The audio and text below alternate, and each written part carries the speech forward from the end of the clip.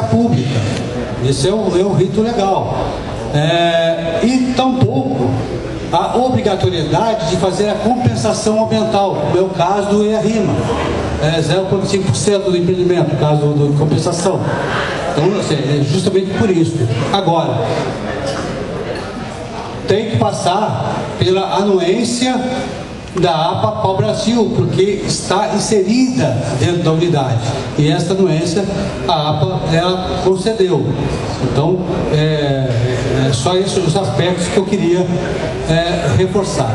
Eu tinha colocado aqui eu acho que a imagem da licença, mas não tinha ficado muito boa. Uma parte importante são as condicionantes da licença. Uma licença sem boas condicionantes é um mero papel, mas ele não me ajuda muito. O slide anterior. É somente a licença ambiental? Não. O processo também envolve a cessão do espaço físico da União, que quem é dono do mar é a União. Então, no processo, você passa pela licença ambiental, você passa pelo nada ao pôr da Autoridade Marítima, a Marinha do Brasil, e você, com esses dois documentos, você vai para uma licitação pública que o Ministério da Agricultura organiza, e após a licitação pública, você assina um contrato com a Secretaria do Patrimônio da União, um contrato que é oneroso. Cultivos de até 2 hectares não paga nada.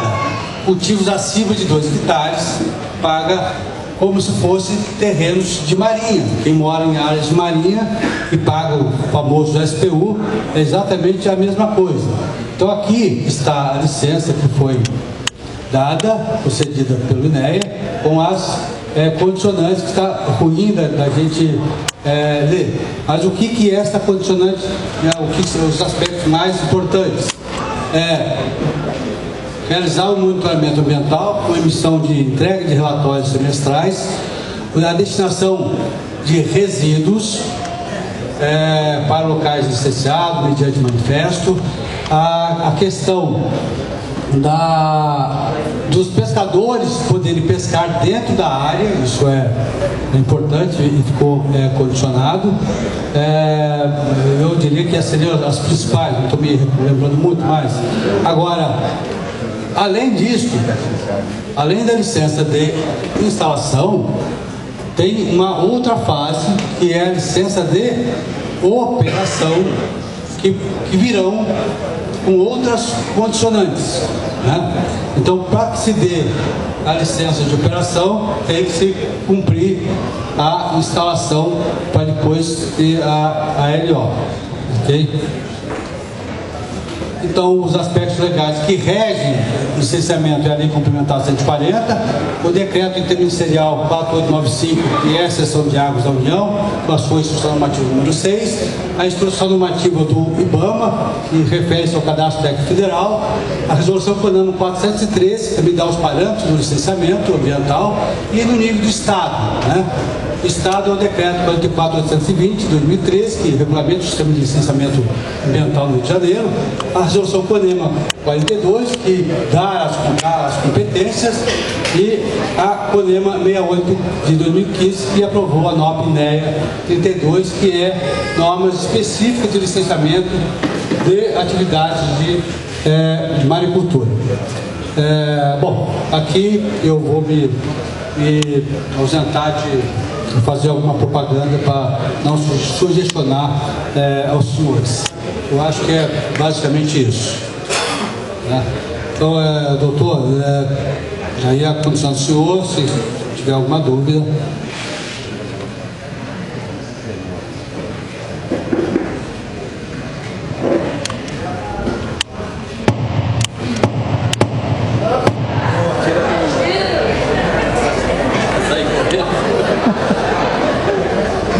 Bom, pessoal, boa tarde a todos. Deixa eu me apresentar. Meu nome é José Pérez e eu, como diretor administrativo da empresa, quero tranquilizar toda a coletividade aqui presente, principalmente aqueles que tanto se empenharam na luta para a obtenção da bandeira azul que vocês têm na nossa empresa um aliado para manter essa bandeira azul aqui no Perol.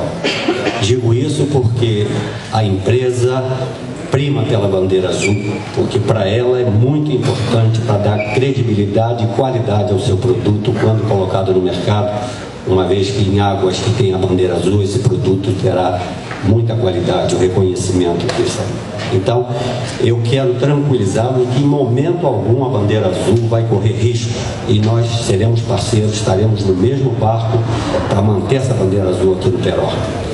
E quero também dar informação aos senhores, já que o nosso projeto é pioneiro e é um projeto que assusta, é um projeto grande, que o Brasil não tem precedente de um projeto como esse na maricultura. Esse projeto não é uma aventura, é um projeto técnico que foi trabalhado há 2 anos, estamos empenhados no desenvolvimento do projeto, e há 3 anos estamos aqui tentando obter a licença dos órgãos estaduais e federais.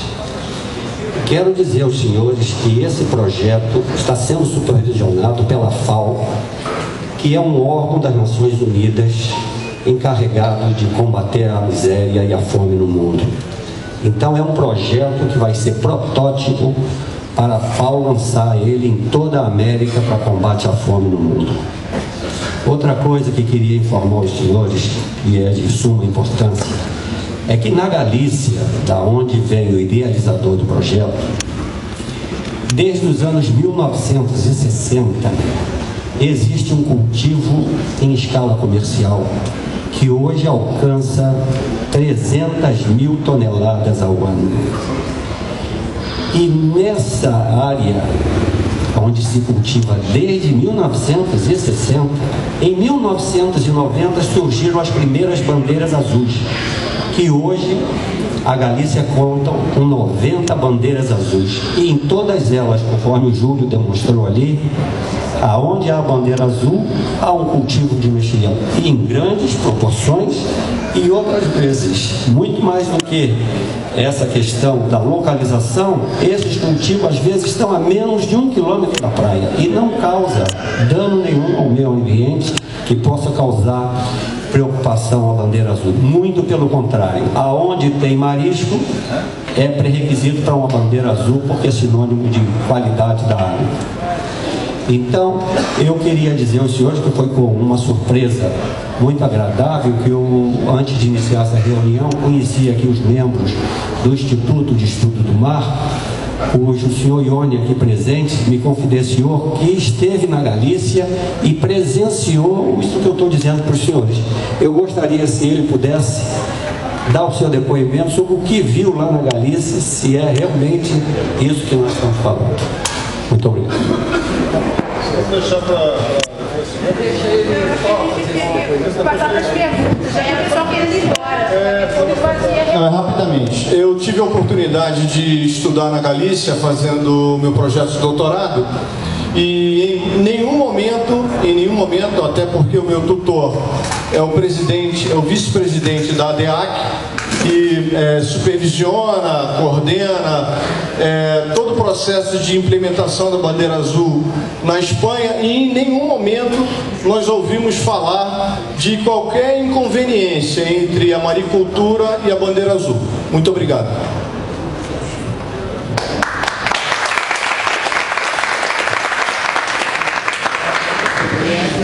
Tá, esse aqui não está mais funcionando não? Esse aqui eu acho que não. Tá, mas então vamos lá, gente. Vamos a parte mais importante aí, que é para abrir para as perguntas. Eu só queria fazer uma explicação rápida, porque aí já houve, só para... Porque às vezes a gente acha que está todo mundo já informado, mas realmente tem gente que não está sabendo ainda, né? Saiu a licença, né? Você ainda tem hoje essas 3 fases da licença, apesar disso estar sendo atacado no Congresso, querem transformar numa só, numa fase, num pacotão em uma tacada só. Você tem a prévia, de instalação e de operação. Então aqui já saiu prévia e de instalação, já saiu 2, né? Estaria só faltando a de operação. E aqui estão algumas condicionantes, né? Que aí eu vou passar para vocês, que eu acho que aí é a parte que a gente tem que ver, foi abordada na palestra ali, mas eu acho que a gente poderia ter esmiuçado mais, né? Porque eu vou só lançar algumas preocupações e aí a gente já passa para as perguntas. Então eu acho que, primeiro, quem é morador, turista ou até praticante dos esportes, eu acho que a primeira pergunta que fica é se tem que ter essa proximidade. Ali já foi demonstrado que há uma distância grande da areia, mas a pergunta que fica, não poderia ser mais distante ainda para fins da questão da paisagem ou até por exemplo, do velejo ali não sei se tem algum velejador da Praia do Peró, era bom até que pudesse explicar o quanto isso vai afetar ali essa prática dos esportes, né? Então ficaria essa pergunta. Uma outra questão que eu queria deixar aqui também, que eu acho que deve ser um dos nortes aí das dúvidas que vão surgir. Aqui nas condicionantes tem uma que fala, até tratamos ontem dessa, da empresa, né, do empreendedor, lidar com essa questão de derramamento de óleo, né? Aí aqui fala que vai ter que ter um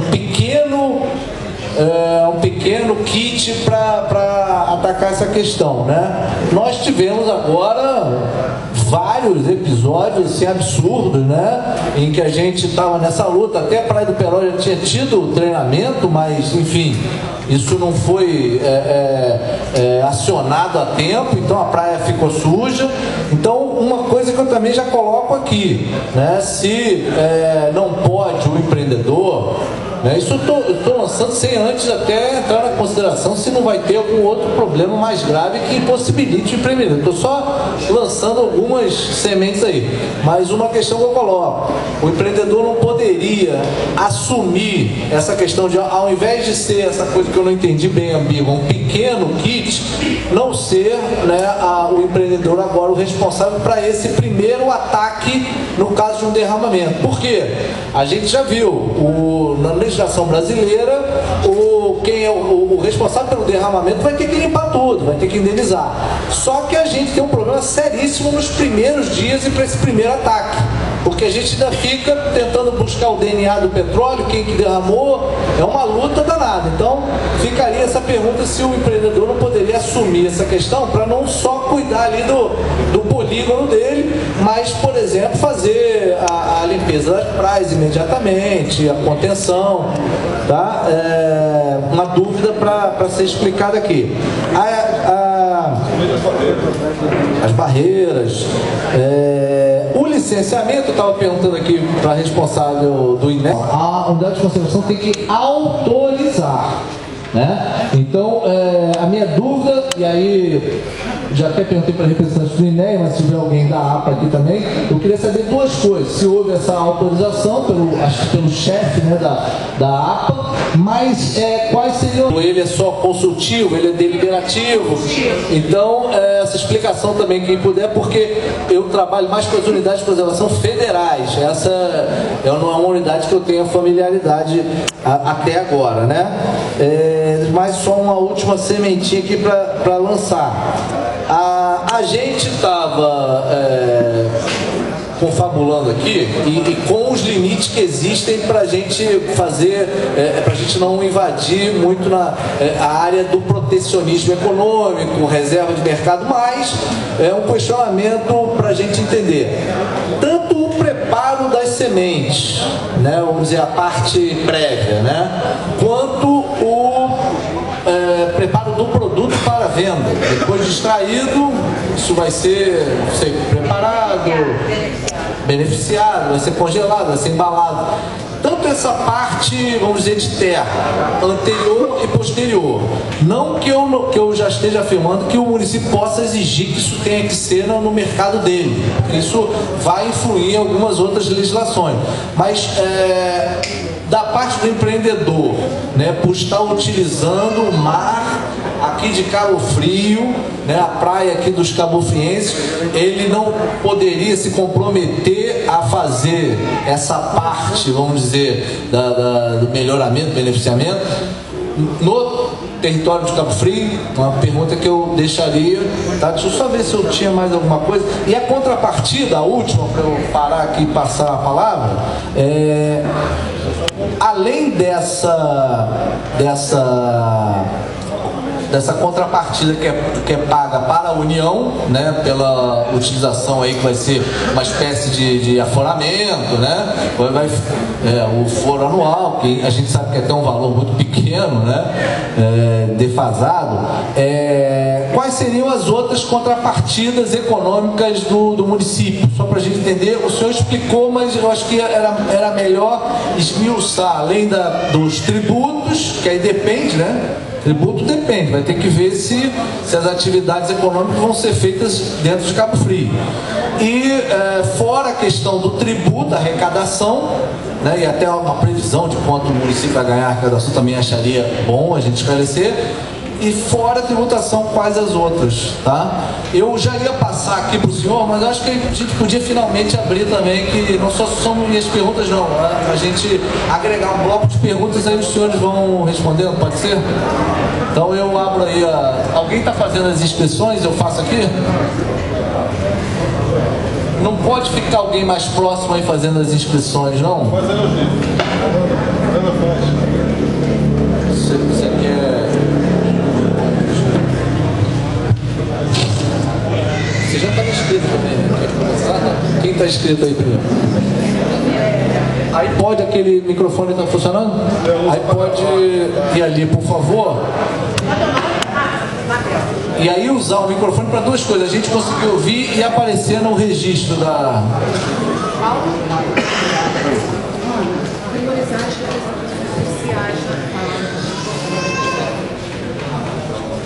Já temos um primeiro inscrito, que aí a gente já pode começar.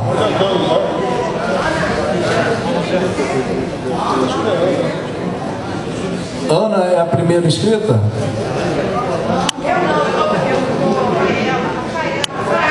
Rafaela. Então vamos lá, Rafaela, pode abrir, por favor.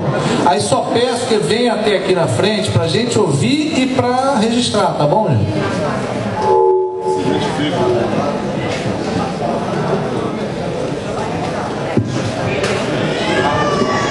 Boa tarde, sou Rafaela Farias, eu sou analista ambiental do ICMBio, eu estou de licença médica, então eu estou aqui como cidadã para colaborar aí no debate da audiência pública. Eu queria, o doutor Mitidieri, ele fez alguns comentários sobre o processo lá, eu queria só esclarecer, assim, trazer um histórico, né, de como foi isso lá na Resex, né? Eu trabalho na Reserva Extrativista Marinha de Arraial do Cabo, que é uma unidade de conservação federal aqui no município de Arraial do Cabo, que pega a parte marinha, né, de Arraial. Nós fomos comunicados oficialmente do empreendimento em março, eu acho, do ano passado. Eu fui analista ambiental que fiz o parecer técnico para o processo do licenciamento. E quando a gente foi consultado, já havia sido aprovado, né, antes da consulta oficial obrigatória ao ICMBio, já havia sido aprovado em reunião extraordinária do CONTI a licença de instalação. Isso nos deixou um pouco curiosos, porque que o INEA, antes de consultar os gestores, a gestão da unidade de conservação, já havia aprovado a licença, e uma das coisas que a gente solicitou ao INEA, que não foi nos encaminhado até hoje, foi o parecer técnico que fez enquadramento legal, considerando que não havia necessidade do EIA-RIMA, visto a dimensão do empreendimento. A gente não entendeu como eles fizeram o cálculo para definição do enquadramento como a classe 4C, visto a magnitude do empreendimento, né? A resolução CONAMA 428 de 2010, ela efetivamente estabelece que não é necessário a autorização direta da unidade de conservação caso esteja a mais de 3 quilômetros. Quando o empreendimento era na Praia do Foguete, foi exigido, e eles fizeram a consulta, apesar de terem emitido a licença antes de nos consultar. Nós, então, emitimos um parecer contrário à implantação do empreendimento por diversos motivos, especialmente por considerarmos que existiam diversas incompatibilidades da legislação. Eu queria voltar um pouco em relação ao enquadramento do INEA. Essa é uma dúvida que ainda permanece, como o INEA enquadrou. Um pouco antes de vir aqui, eu dei uma revisada na legislação estadual, que vocês afirmam que até 200 hectares, acima de 200 hectares, menos de 200 hectares não precisa, né? Essa foi a justificativa que o INEA deu para dizer que não era necessário EIA-RIMA. E eu vi que essa lei foi alterada no ano passado, e nesse ano ela inclusive aumentou o número, colocou para superiores a 1.000 hectares, né, que é necessário EIA-RIMA, só que ela traz um complemento, que é ou menores de 1.000 hectares, quando situados total ou parcialmente em áreas de interesse especial ou ambiental, que talvez seja o caso por estar dentro de uma unidade de conservação estadual. Eu entendo também, né, apesar de ser uma unidade de conservação estadual, que uma anuência do gestor da unidade de conservação, ela não pode se dar, não sei nem se foi efetivamente dada, não sei se o chefe da unidade se o INEA efetivamente deu a anuência, a autorização para a liberação do licenciamento de uma unidade de conservação que já existe plano de manejo aprovado há muitos anos, acho que desde 2011, e nesse plano de manejo existem as zonas, inclusive existe uma zona na APA Brasil, que é uma zona de aquicultura, que justamente prevendo atividades de maricultura dentro das áreas da APA, mas pensando numa maricultura de pequeno porte. Então, uma das questões fundamentais que trouxe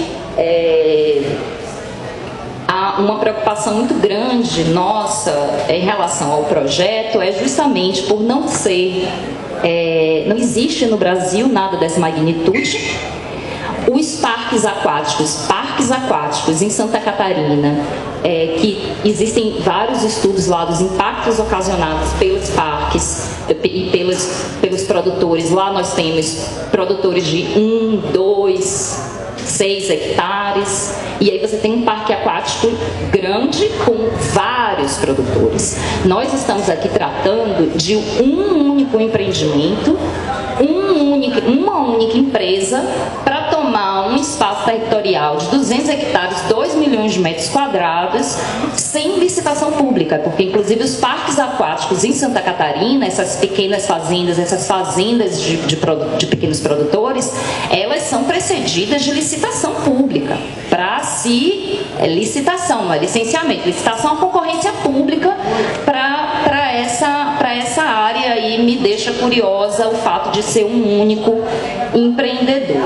É claro que o empreendimento mudou, nós também não recebemos nenhuma comunicação oficial de desistência, não houve nenhuma comunicação oficial do ICMBio de que esse empreendimento não vai ser mais aqui. Isso não foi comunicado oficialmente. A gente reiterou, inclusive, recentemente, alguns meses atrás, a solicitação que o INEA nos enviasse, inclusive nos enviasse os pareceres técnicos do INEA que mostram como vocês avaliaram esse empreendimento, como vocês enquadraram o empreendimento e como vocês avaliaram os impactos desse empreendimento, que vários deles nós consideramos, pela ausência dos estudos, muito frágil de você dizer que isso é baixo impacto.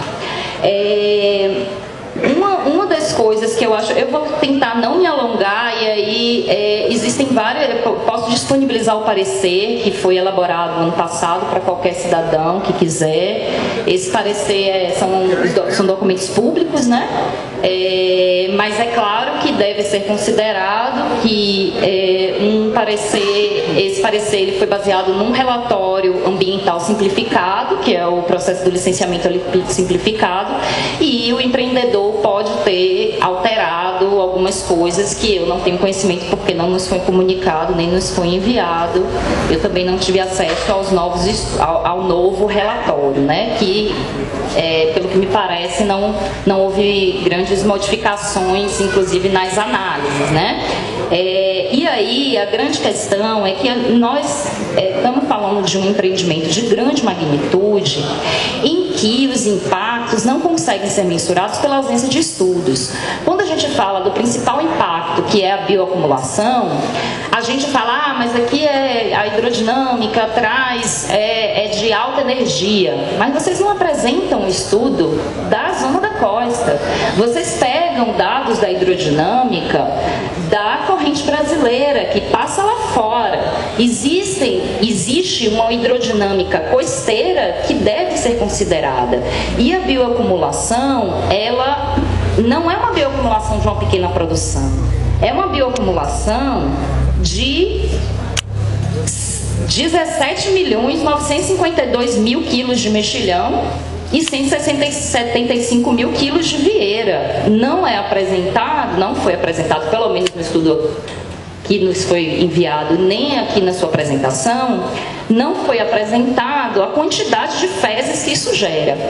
O fato de vocês considerarem, mesmo a gente considerando que essa região seja uma região de alta energia, o fato de ser carreado e o plano de monitoramento ele só prevê o levantamento de dados na área do empreendimento, o fato de ser alta energia pode carrear essa deposição para outro lugar que você não vai saber dizer onde, porque você não tem estudo hidrodinâmico costeiro, e esse carreamento pode fazer uma nova deposição em um novo lugar, tornando esse ambiente anóxico e causando alterações no ambiente bentônico, que pode trazer alteração em toda a biodiversidade.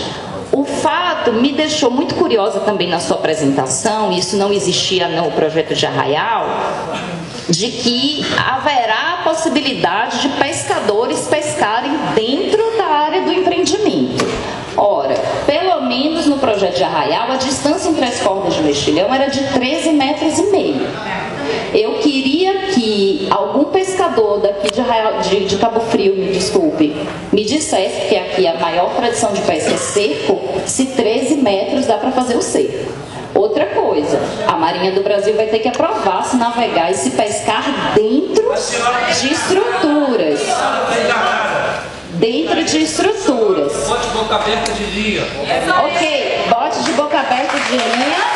Bote de boca aberta de linha pode ser beneficiado se a Marinha do Brasil permitir uma navegação e a pesca dentro dessas áreas. Também acho difícil vocês aprovarem, porque isso coloca em risco também roubos, furtos, isso acontece muito em Arraial do Cabo. Então, assim, a gente tem que ter cuidado com algumas promessas que podem não ser cumpridas. E eu acho que a preocupação da sociedade é com os impactos que são imensuráveis. Não dá, se você não tem estudo para mensurar, você não pode afirmar não existe impacto.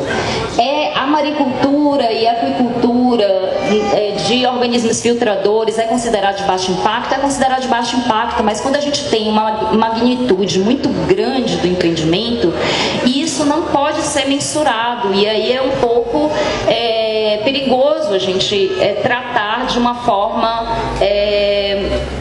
pouco cuidadosa, né, com os efetivos possíveis impactos. Existem várias outras questões que não sei se vocês já mudaram, né, porque no de Arraial vocês falaram que iam coletar as sementes do ambiente natural, aqui está dizendo, e só que não dá para saber se é do Costão, porque lá diz que era do Costão, e isso é contra a instrução normativa do IBAMA. Também as cascas jogadas no mar também é contrário à legislação e não é uma benevolência do empreendimento, né? Um dos impactos que vocês não consideraram é a possibilidade de incrustação de espécies exóticas. Essa é uma região produtora de petróleo que tem ocorrência de várias espécies exóticas, e a ocorrência de espécies exóticas ela é considerada uma das maiores causas de perda de biodiversidade no mundo. E isso, eu vou encerrar, me desculpe, e isso também não está sendo mensurado, tá? Então, eu vou encerrar, eu acho que tem que deixar as pessoas falarem.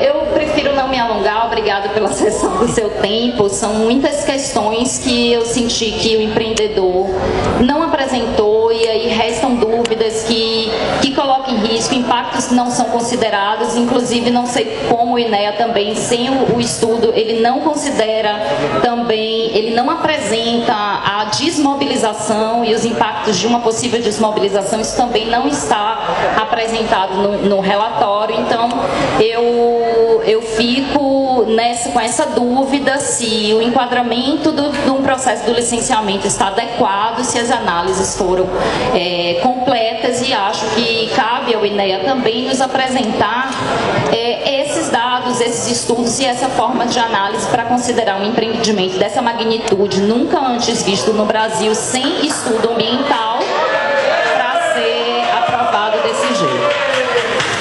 Peraí, gente. Vamos lá. Mabel.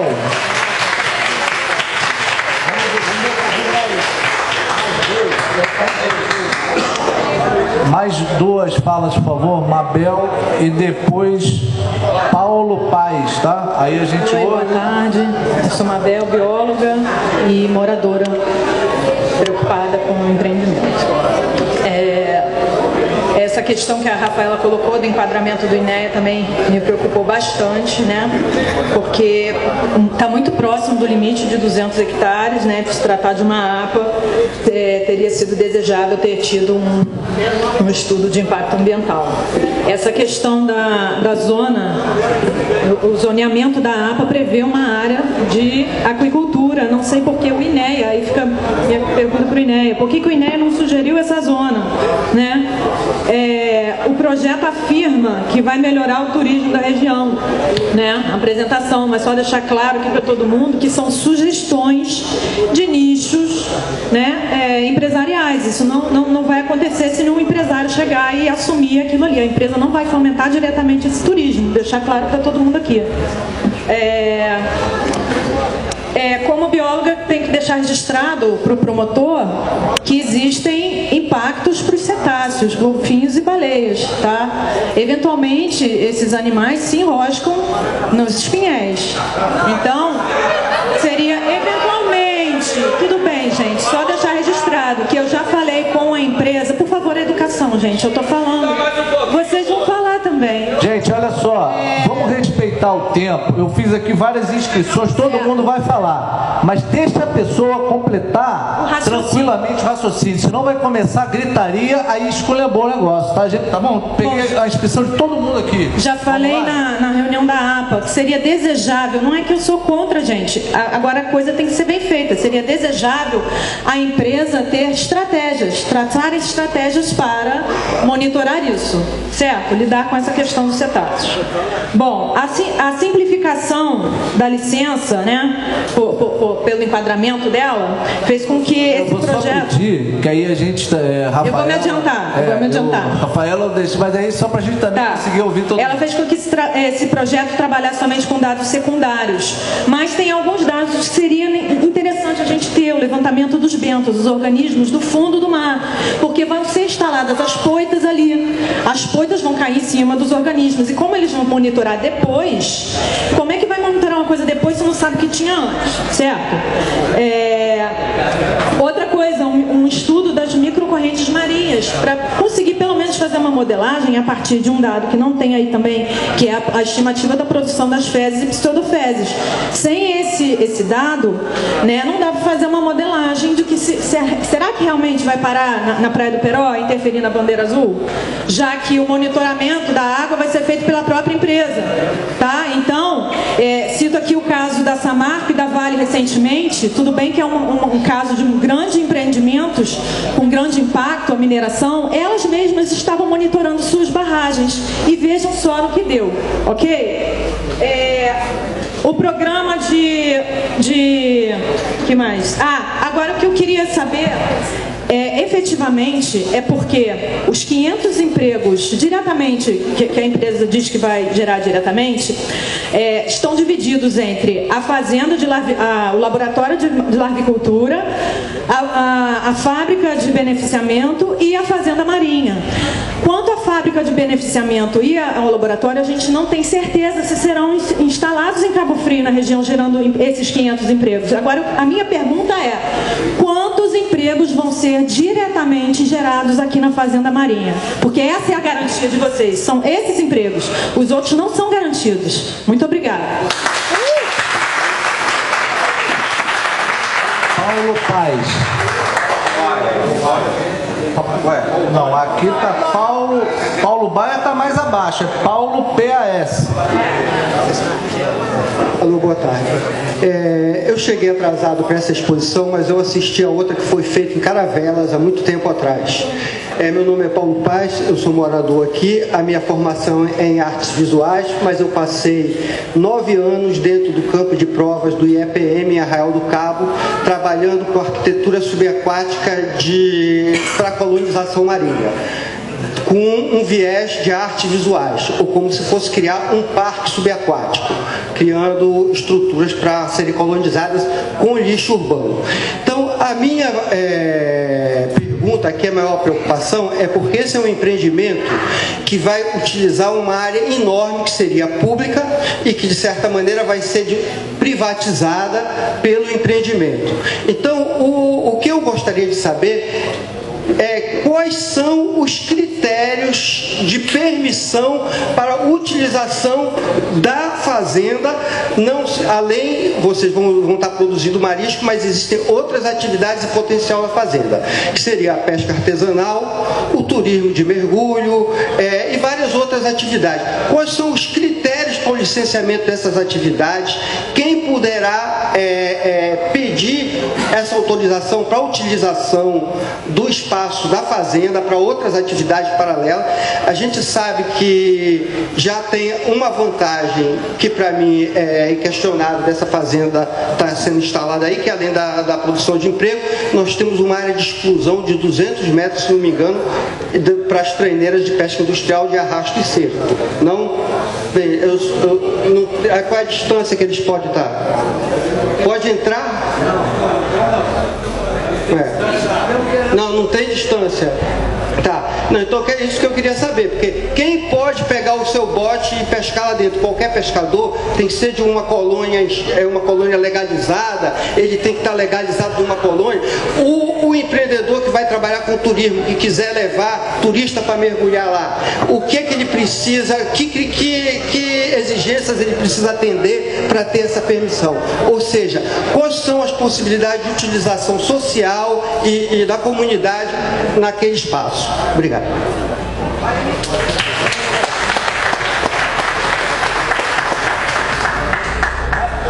Mais umzinho aí pra gente dar uma acelerada. Ramon.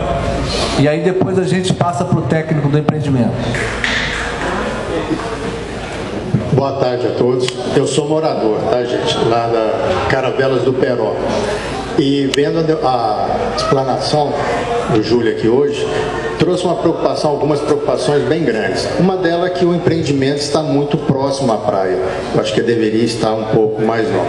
Mas, olhando a história um pouco aí recente do Brasil, eu vi que as licenças, o projeto que foi feito, ele não traz a seriedade que ele precisaria ter. Onde estão os riscos? O monitoramento, se acontecer algo de errado no monitoramento, o que a empresa vai fazer? Não tem isso no projeto, isso não está sendo colocado para a população. Nós temos que ter informações claras de riscos. Se algo sair errado, o que vai ser feito? Nós vimos a nossa colega falando aqui, eu sou mineiro e tenho a preocupação do que acontece em Minas, que a própria Vale, ela fez as suas barragens, ela mesma monitorou e ela mesma fez os relatórios para os entes de fiscalização. Olha o que nós temos lá hoje. Então nós temos que preocupar mais, nós temos que trabalhar mais, nós temos que olhar com maior carinho e gerar relatórios que realmente trazem conforto e uma confiança em todos que estão envolvidos nisso, que nós estamos envolvendo não uma cidade, mas uma região. Então, o que eu senti falta é isso.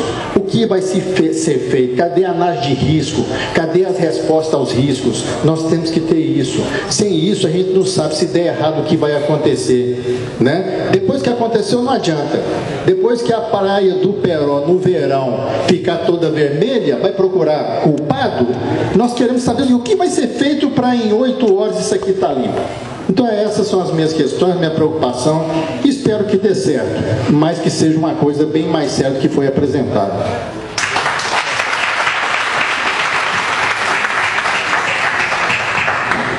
Doutor, eu só gostaria que o senhor lembrasse as suas... Ok. Ir para o trabalho, ser aqui em Cabo Frio, de obras. Ok. A questão do, vamos lá, a questão da condicionante, quando ela coloca que, ela coloca algumas questões em termos de controle. Por exemplo, as embarcações, vai ver aí na condicionante, que tem que estar com os motores em manutenção, todo de acordo, para se evitar qual o risco. O risco que a gente conhece bastante, principalmente com embarcações de pesca, onde os motores, por falta de manutenção e tal, muitas vezes acaba pingando óleo, e esse óleo vai para a água de porão, e a bomba de porão acaba jogando para o mar, ficando aquele filme, né? Esse tipo de equipamento é no sentido de controle de pequenos incidentes com óleo, não está direcionado com grandes derramamentos. Mas eu não sei se aqui na região dos lagos se tem o plano de auxílio mútuo instalado. Aqui tem, não? Não, no município, o plano de auxílio mútuo? Não tem, porque assim, assim, na Costa Verde, por exemplo, tem o plano de auxílio mútuo, que são várias empresas, inclusive a Transpetro, Brasfels, Marinas, o INEA, Prefeitura, são várias empresas privadas e o poder público que se reúnem regularmente para se tratar da questão do auxílio mútuo em caso de acidentes. Então, vou dar um exemplo, um barco afundou dentro de uma marina, um exemplo até real. Afundou dentro de uma marina, vazou uma grande quantidade de óleo, né, assim, que a marina, dentro do seu plano de emergência individual, que é obrigatório ter, ela fez o primeiro combate, né, a resposta ao acidente. Ela cercou, começou a jogar as mantas de absorção e tal, mas a quantidade de óleo foi superior ao material que ela tinha. Então o que ela faz? Ela aciona o PAN. Aí vai o quê? Vai a Transpetro, vai a Brasfels, vai um monte de empresas que disponibilizam os seus equipamentos para fazer o combate ao óleo. Então, dentro desse cenário, se aqui tivesse um plano de auxílio mútuo, a empresa MSB certamente poderia estar dentro desse plano. O que a condicionante coloca é justamente aqueles pequenos derramamentos. Agora, tem uma coisa, um equipamento novo que em Angra uma pessoa desenvolveu, que é uma espécie de separador água e óleo para embarcações pesqueiras. E o município, por decreto, obrigou embarcações acima de um porte a instalar esses equipamentos a bordo. É justamente fazer com que esta água de porão passe pelo separador água e óleo antes de ser lançado para o mar. Então, assim, esse tipo de equipamento as embarcações podem estar providas, né? Mas seria dentro dessa ideia. Quanto à questão dos investimentos aqui na região, eu vou deixar depois para o Pérez, que está mais acompanhando isso aí. Em relação à APA, e aí também já respondendo algumas questões que foi formulado tanto pela questão do CIMBio quanto a Mabel, tá vendo? Alguns nomes eu lembro. Essa é a primeira coisa que foi estudado foi o plano de manejo da APA, para ver se aquela zona seria permitido a a atividade. E foi com base na análise do plano de manejo que a APA se manifestou dando autorização para o licenciamento dentro do processo do INEA. Então, diferente de quando você faz uma consulta ao ICMBio, que o ICMBio ele emite uma ala, uma autorização para o licenciamento ambiental para o órgão prosseguir, dentro do órgão ambiental o processo tramita dentro das diretorias, dentro das unidades que se fazem necessário pronunciar. Então, nesse caso, foi solicitada a autorização da APA, que se manifestou com base no zoneamento da APA. Por que o zoneamento da aquicultura não seria possível? Porque é uma área extremamente pequena, porque quando realmente foi pensado o plano de manejo, pensaram no modelo que nós temos, de pequenos criadouros, né? Então foi com base nisso que se fez um zoneamento um pouco mais restritivo. Quanto à questão do enquadramento, e aí é muito fácil responder isso, eu posso pegar aqui o aplicativo do INEA e fazer o enquadramento aqui agora. Qualquer um pode fazer. Até porque, há um tempo atrás, você fazia o enquadramento pelo portal de licenciamento do INEA na página do INEA. Hoje, você não faz mais isso, tem que ser por um aplicativo em celular, o que me irrita bastante, até por questão de visão. Mas, você pode fazer esse enquadramento aqui agora. Se eu puxar o celular, buscar o aplicativo do licenciamento do INEA, eu faço o enquadramento. O que o enquadramento considera? É o aplicativo pode ser mudado a qualquer hora? Não. Existem duas resoluções por trás do aplicativo que estabelecem os procedimentos do enquadramento.